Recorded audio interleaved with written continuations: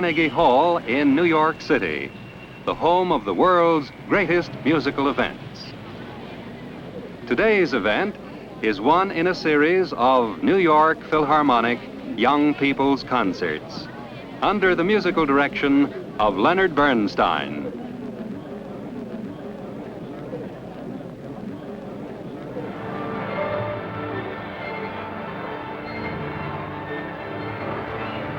And here is Mr. Bernstein.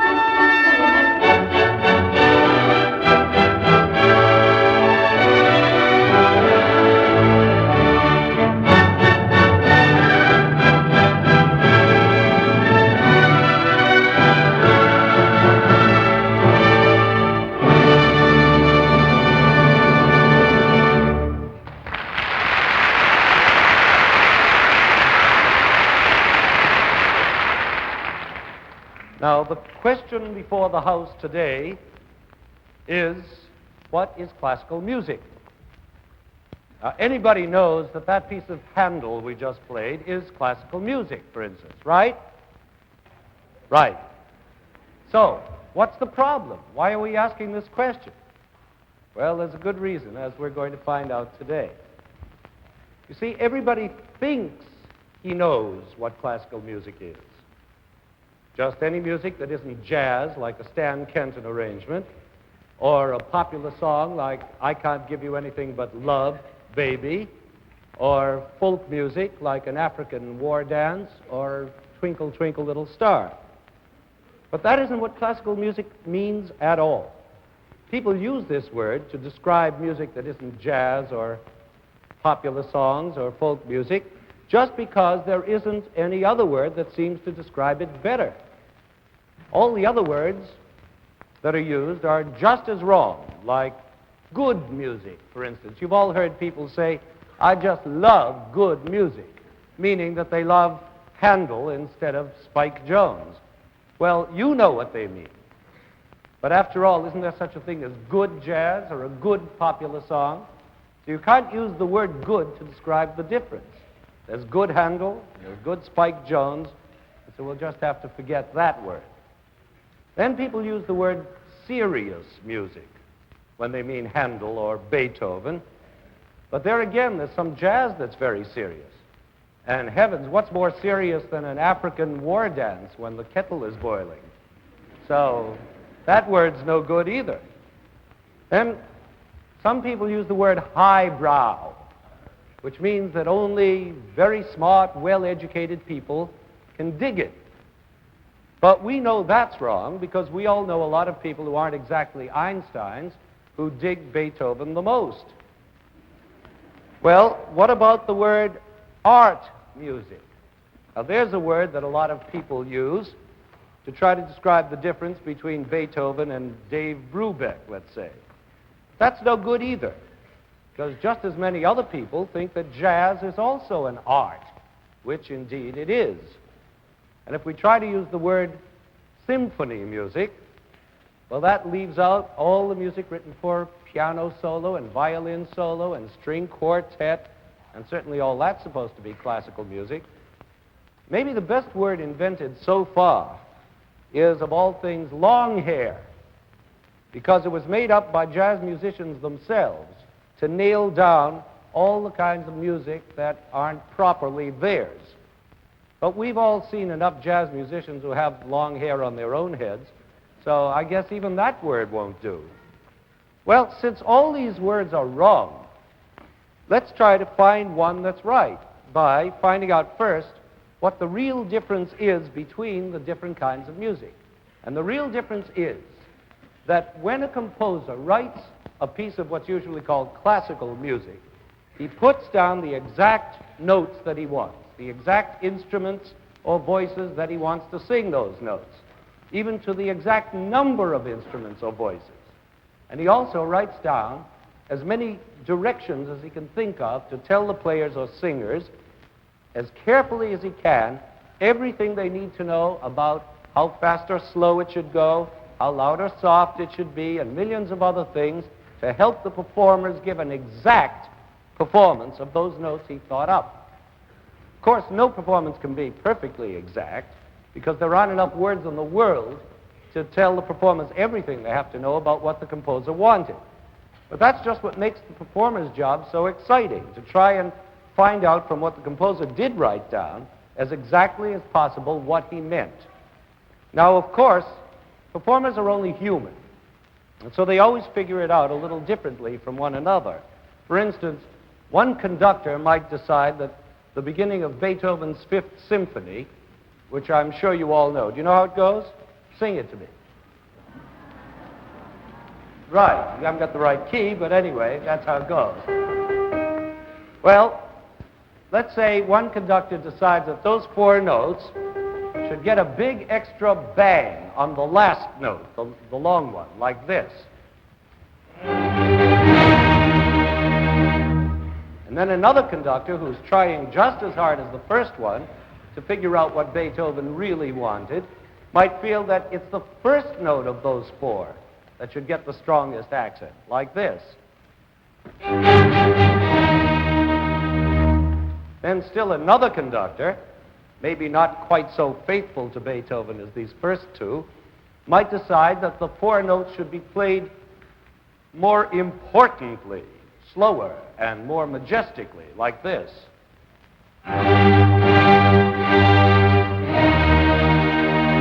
We've all heard that version of it. But in spite of these differences, which come out of the different personalities of these three conductors, they're still all conducting the same notes in the same rhythm, with the same instruments, and with the same purpose, which is to make Beethoven's printed notes come to life in the way they think he'd want them to. This means that what people call classical music can't be changed except by the personality of the composer. This music is permanent, unchangeable, exact. Now there's a good word, exact. Maybe that's what we should call this kind of music instead of classical. We should call it exact music, because there's only one way it can be played, and that way has been told us by the composer himself. But, on the other hand, if we take a popular song like, for instance, I Can't Give You Anything But Love, Baby, there's no end to the ways in which it can be played. It can be sung by a chorus, or by Louis Armstrong, or by Maria Callas, or by nobody. It can just be played without any words by a jazz band, or a symphony orchestra, or a kazoo, slow or fast, hot or sentimental, loud or soft. It just doesn't matter. It can be played through once or repeated 15 times in any key, even with the chords underneath changed. Even the tune itself can be changed and improvised on and fooled around with. For instance, the way the tune goes on the printed sheet music is like this.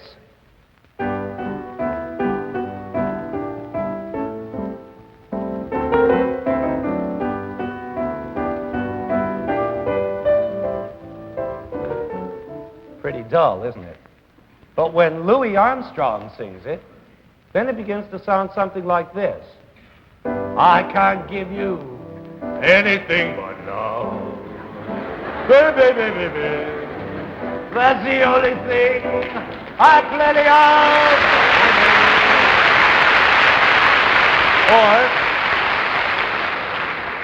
Or if a cool progressive cat is playing it on the piano in Birdland, it might sound something like this.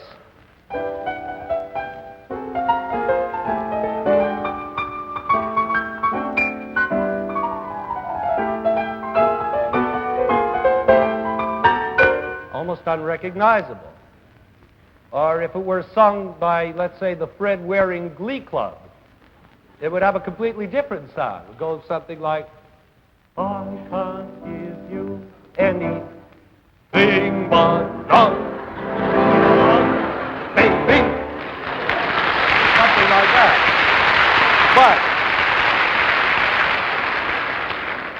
But the main thing about all this is that none of those ways is wrong. Each way seems right for those particular performers who are doing it at the time, and right for the particular occasion at which they're doing it, whether it's for dancing or on a television show or at Birdland. There isn't any one way it has to be done, which means that it's not exact music. It doesn't have to be done exactly the way the composer wrote it. In fact, what's even more important is that popular songs definitely should not be done the way the composer wrote it, the same way all the time. Just imagine how deadly dull it would be if the only way you ever heard I Can't Give You Anything But Love was the way the sheet music reads. It would be awful. And the same thing goes for folk music, too. It can and should change with each performer. Of course, there's even more reason for changing folk music because there never was any composer at all to lay down the law about how it should go. And as far as jazz is concerned, well, of course it changes all the time because that's what jazz is all about. Improvising, making the music up as you go along, and hardly ever even bothering to write it down. So at last we now have a better word for classical music, which is exact music. And while there may be even a better word for it, which I can't think of at the moment, at least exact is not a wrong word, and classical is a wrong word. As a matter of fact, I'm sure that you can all probably think up a lot of other words better than exact to describe the music that's usually called classical, and I'd love for you to write me any of the ones you think of that are really good.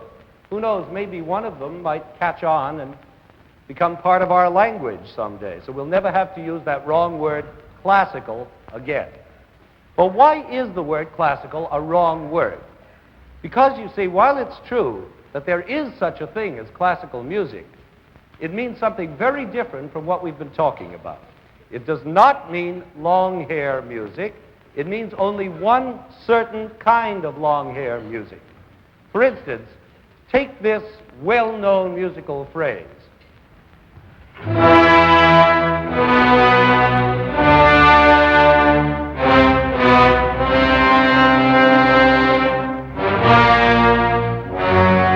know what that is? What? Let's hear it. Right, Scheherazade. Okay, next question. Is that classical music? Wrong. It's not. Classical music refers to a very definite period in the history of music which is called the classical period. And the music that was written in that time is called classical music. And Scheherazade simply wasn't written in that time. But this music was.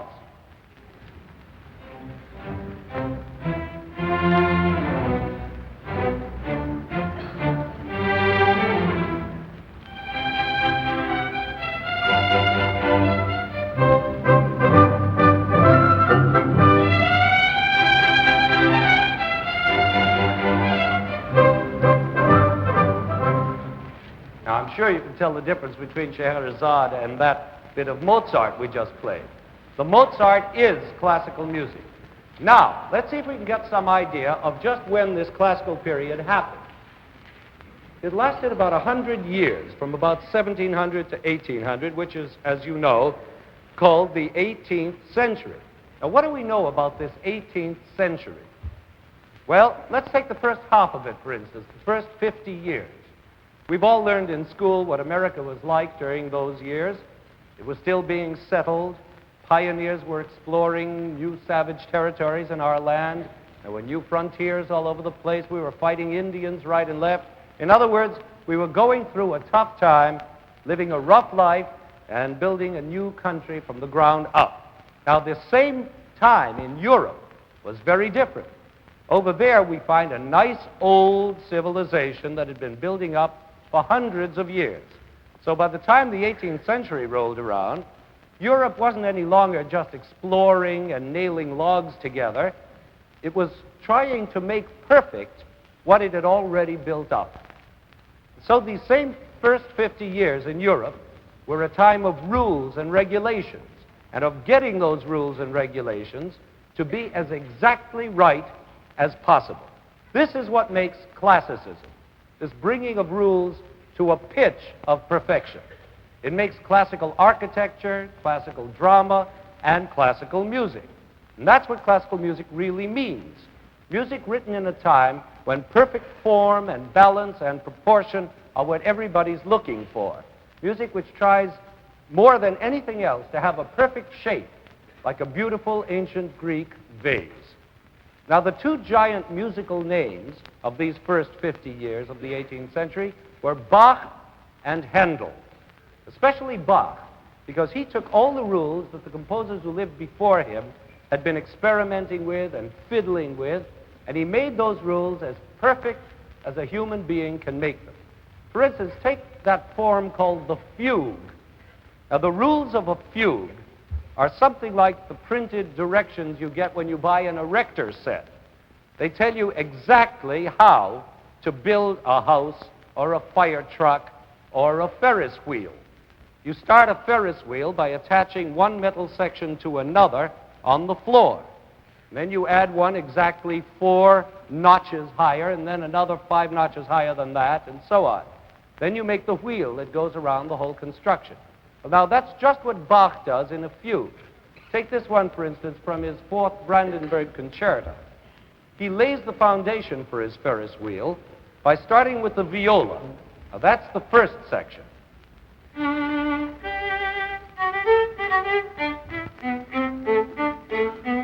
Then he adds the second section by a violin, exactly 4 notches higher, which means, in musical terms, 4 notes higher and 4 bars later.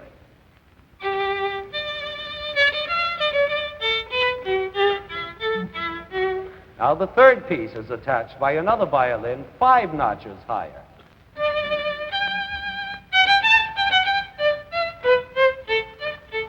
And the fourth piece by the cello and the bass way down underneath.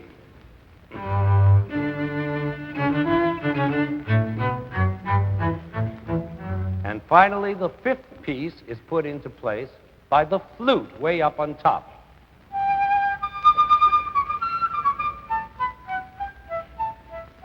Now the foundation is built, and Bach can start surrounding it with his wheel. Now, the wonderful thing about that foundation is that it's not just 5 separate bits, one at a time. They're all joined together, which means that whenever a new instrument is added, the others still go on playing something else. So that by the time the fifth piece is attached, by the flute, you have 5 different parts all going at once, just as the 5 different pieces of the erector set are all joined together at once. Now listen to it all together.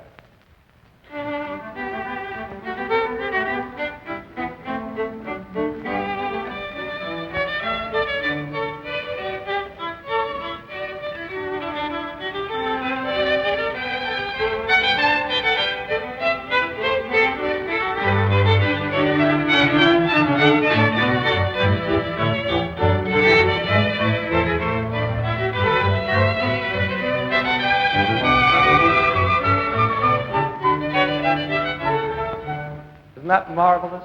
You see, that's classical perfection. Now, Bach died in 1750, which is very convenient for us because it just neatly divides the century into 2 halves. And the next 50 years were very different indeed. Everything changed. The new big giants were now named Haydn and Mozart, and their music is completely different from Bach's. But it was still classical music because Haydn and Mozart were still looking for the same thing Bach was looking for, perfection of form and shape, but not through fugues anymore. Now it was all going to be different. How does such a change happen? Do composers just go to a convention like the Republicans in Chicago and decide by voting to change the style of music? Well, not at all. It happens by itself because as times change and history changes, people change with it. And composers are people too. So it stands to reason that their music is also going to change. The people of Haydn and Mozart's time thought Bach was old-fashioned and boring with all those serious fugues and things. And they wanted something new, not so complicated, with pretty tunes and easy accompaniments, music that was elegant and refined and pleasant. And this was right in line with the times, because it was a time of elegance and refinement, good manners, proper etiquette. It was a time of lace cuffs and silk suits and powdered wigs and jeweled fans for the ladies and gentlemen of the court. So out came lovely, elegant music for them, in which the main thing was the tune. The tune had to be good. Now listen to this marvelous tune from a piano concerto by Mozart, and notice that there's no erector set here, only that gorgeous melody with a simple little accompaniment underneath. Simple, but oh, how beautiful. Listen.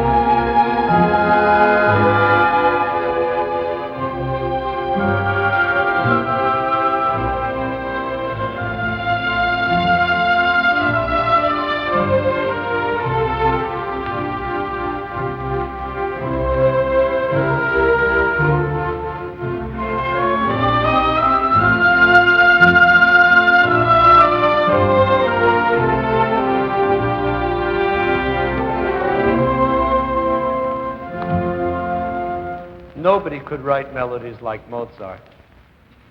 But that melody, beautiful as it is also full of rules and regulations, just as Bach's fugue was. Only there are a whole bunch of other rules and regulations, rules which make the easy, pleasant kind of music that was wanted in those second 50 years of the century.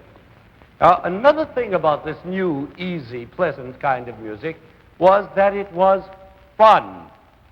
Those people in lace cuffs and powdered wigs wanted to be entertained. They wanted amusement and pleasure out of music.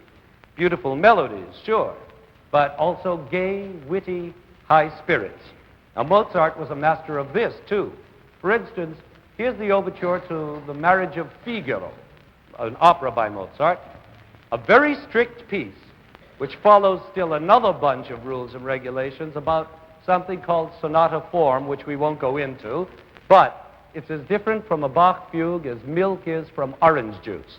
And the main thing about it is not how it's put together, like that old erector set, but that it's gay and witty and exciting and fun. Now just listen to it.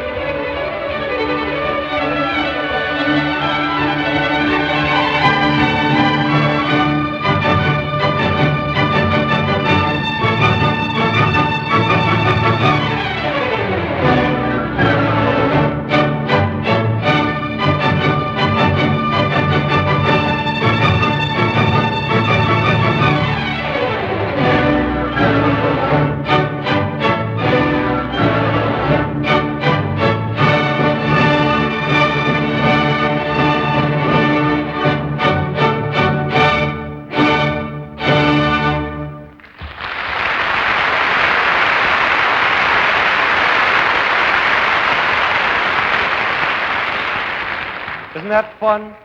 It's like a ride in a roller coaster, full of laughing and good humor. It leaves you breathless, makes you have a good time, makes you smile. But when it comes to humor in music, real jokes, nobody ever beat Haydn. Haydn was the great master of amusement. Now, there's one thing you've got to know about jokes in music. You can never make a musical joke about anything except music, which doesn't mean music can't be funny.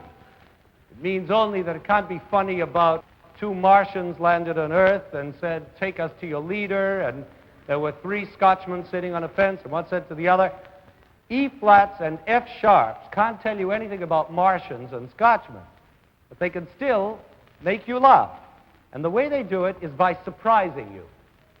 Surprise is one of the main ways of making anybody laugh anyway, as you know, like sneaking up behind somebody and yelling, "Boo!" or playing an April Fool joke on somebody, or saying hello to somebody when they expect you to say goodbye. In music, composers can make these surprises in lots of different ways, by making the music loud when you expect it to be soft, or vice versa, or by suddenly stopping the music in the middle of a phrase, or by writing a wrong note on purpose, a note you don't expect that doesn't belong to the music. Let's try one just for fun, as a matter of fact. You all know those silly notes called shaving a haircut 2 bits? You know that? All right. Just for fun, you sing "Shaving a Haircut," and the orchestra will answer you with 2 bits, and you see what happens. Come on. Now, you see, you laughed, but most people don't laugh out loud at musical jokes. That's one of the things about musical jokes. You laugh inside. Otherwise, you could never listen to a Haydn symphony. It's so funny that the laughing would drown out the music. You'd never hear it. But that doesn't mean that a Haydn symphony isn't funny just the same. For instance, you've all heard over and over and over again the Surprise Symphony by Haydn, where he suddenly bangs out a loud chord in the middle of a soft little piece. Well, now we're going to make musical history by not playing the Surprise Symphony for you today, because you all know it so well from hearing it year after year, that we're going to play something else, because Haydn could also make you laugh in hundreds of different ways. We're going to take the last movement of his Symphony in B-flat number 102. Imagine writing 102 symphonies. In fact, he wrote 104 symphonies. Well, anyway, this last movement of number 102 is full of surprises and fun. Now, let me show you some of the ways Haydn makes fun in this piece. It starts with this tune, which is fast and gay and skitters all over the place like a little funny dachshund puppy.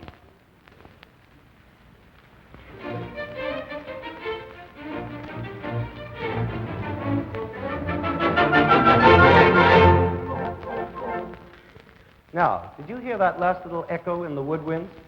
It's like somebody laughing at something you just said. For instance, if you say very seriously, "Ba-da-bum, ba-da-bum, ba-da-bum," and somebody makes fun of you and goes, you may not like him for doing it, but it's still fun. It's like teasing, which is fun. Well, that's just what Haydn does. The serious old strings just said, and then the little piping woodwinds made fun of them by imitating and mocking them. You see? Then later on, after he's been through some other tunes and jokes, he has to come back to this first tune we just heard. And the way he slips back into it is, again, a surprise. He just sneaks back to it when you least expect it. It's as though you thought your kid brother had gone away on a trip, and all of a sudden, there he turns up hiding under the kitchen table.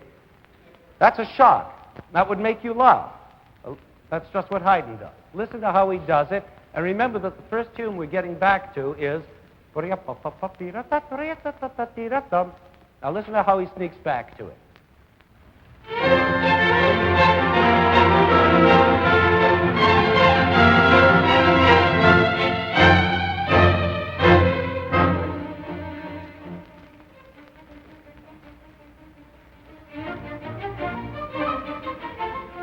See how sneakily he got back to it? Sort of while you weren't looking? Boom. and he's there. Later on, he has to sneak back again to the same tune, but in a different way. Now it's as though your kid brother suddenly turned up in the bathtub.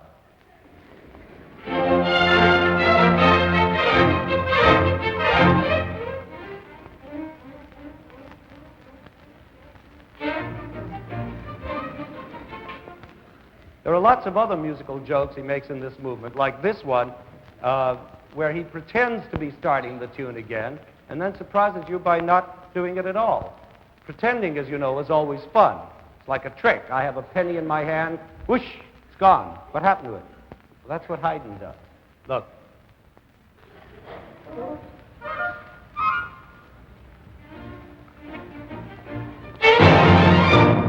How about that last scale? That's really like yelling boo at someone, isn't it? Then he goes on making more false beginnings and scaring you with more sudden louds and sudden softs like this.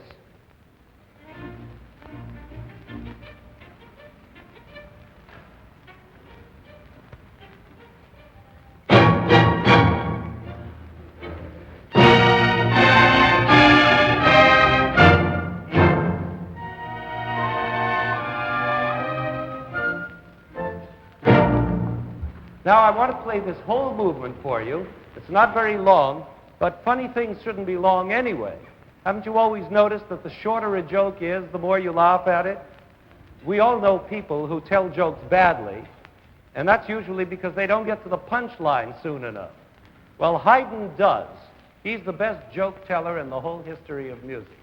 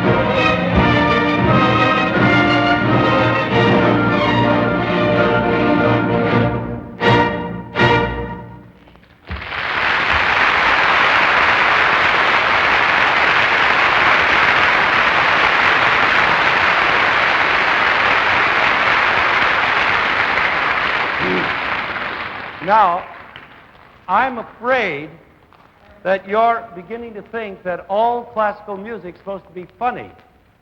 And I hope not, because it's not true. It can be very serious.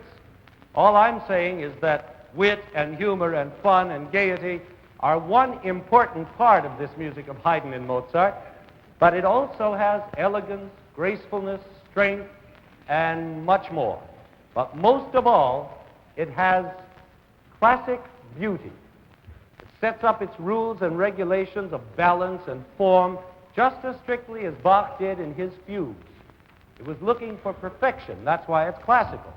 Now, you may say, if that was the most important thing, perfect form, rules, and so on, then where does emotion come in? People always think that feeling and emotion are the main thing in music. It should make you feel something, not just laughter, but maybe sorrow or pain or victory or spiritual joy. But the secret is that Mozart and Haydn do make you feel all those things, even using those strict rules and being so interested in proportions and shapes and all the rest of it. Because the truth is that any great composer writing music in any period, classical or not classical, will make you feel deep emotions because he's great, because he has something to say, because he has something to tell you in his music. And because of this, a great composer's music will always last and last, maybe forever, because people keep on feeling emotions whenever they hear it. And that lasting quality is perhaps the most important meaning of the word classical. A classic is something that lasts forever, like that Greek vase we talked about, or Robinson Crusoe, or Shakespeare's plays, or a Mozart symphony. Because Mozart's music makes the people who hear it feel something, feel the sense of classical perfection with that extra something added called beauty. For instance, when we listened to that gorgeous melody of his before, we are moved and touched. We feel something. Let's listen again to that same long, wonderful line of notes and see if this time you don't feel deep feelings, almost sad but not quite, and yet not really happy either. Very special feeling.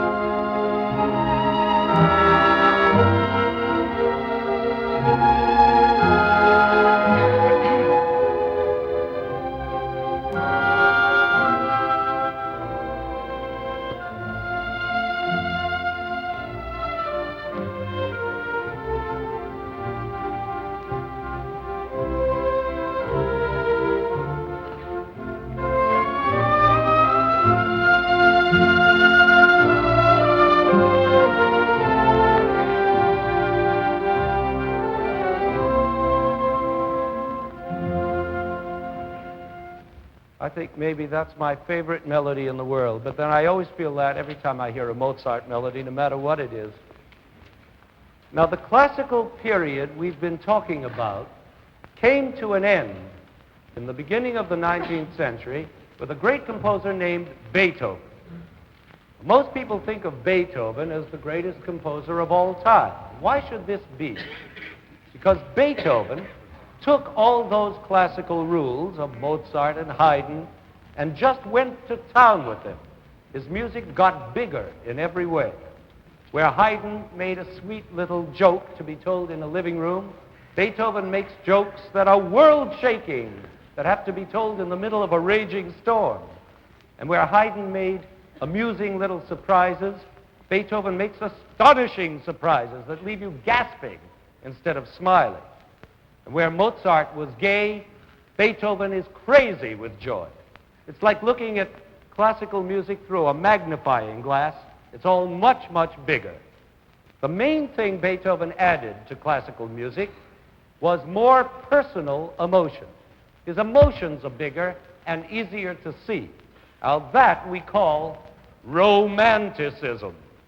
And that's the name we give to the music, most of it, that was written in the 100 years after Beethoven. It means being very free with your emotions, not so reserved and proper and shy, but telling your deepest feelings right away without even thinking whether you should or not. Let's see if I can give you an example. For instance, if I'm introduced to a lady named Miss Smith, well, let's make it a girl named Miss Smith, and I say, "How do you do, Miss Smith? I am very pleased to make your acquaintance." Then I'm being classical, proper, elegant, refined. I'm obeying the rules. But if I say, "How do you do, Miss Smith? What gorgeous eyes you have. I love you," then I'm being a romantic. I'm expressing my feelings right away, unashamed. I'm full of fire and passion, and I don't care who knows it. See if you can feel some of that in this music of Chopin, for example, who was a real romantic.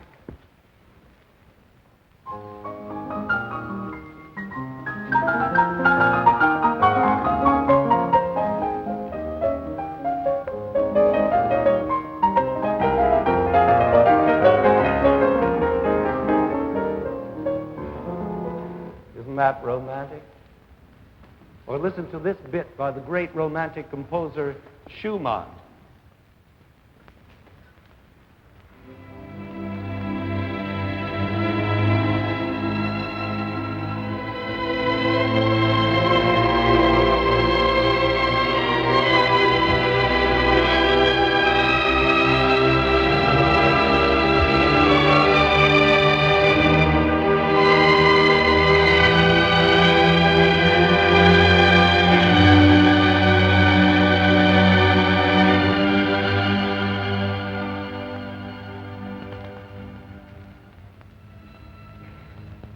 See what I mean?